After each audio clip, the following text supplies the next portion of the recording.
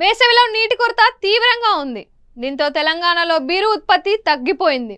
జోరుగా వర్షాలు కురిసే పరిస్థితి కనిపించడం లేదు. చల్లగా బీరు తాగి సేద తీరుదాం అనుకుంటున్న వారికి ఒక రకంగా ఇది చేదు వార్త అని చెప్పొచ్చు. బీరు సరఫరా కోసం రోజుకు డిమాండ్ పెరుగుతున్నప్పటికీ నీరు మాత్రం సరిపోవటం లేదు. ఎక్సైజ్ శాఖకు బీర్ల అమ్మకాల ద్వారా 1458 కోట్ల ఆదాయం వచ్చింది. అయితే రానున్న 2 రోజుల్లో బీరు ఉత్పత్తి తీవ్రంగా దెబ్బతింటుందని అంచనాలు వేస్తున్నారు. దీనివల్ల ప్రభుత్వ ఆదాయానికి కూడా గండి పడుతుంది. గతంలో 1999లో ఇటువంటి కొరత ఏర్పడింది. అయితే అది కొంతకాలమే ఉంది. రాష్ట్ర ప్రభుత్వం సింగూర్ జలాశయం నుంచి 4 బీరు తయారీ కంపెనీలకు 44 లక్షల లీటర్ల నీటిని సరఫరా చేసింది.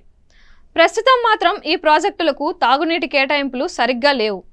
సింగూరు ప్రజల దాహార్తి తీర్చకుండా బీరు కంపెనీలకు నీటిని ఎలా సరఫరా చేస్తారు అని అది అసాధ్యం అని అంటున్నారు.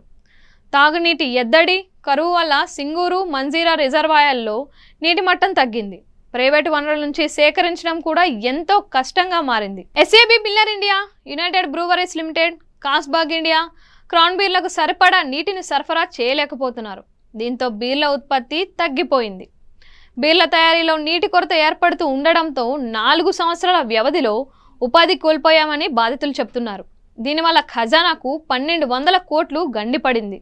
నగరం చుట్టుపక్కల ఉన్న రిజర్వాయర్లలో కూడా నీటి మట్టాలు చాలా తక్కువగా ఉన్నాయి.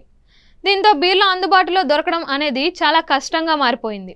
ప్రభుత్వం ఏం చేస్తుందో చూడాలి మరి.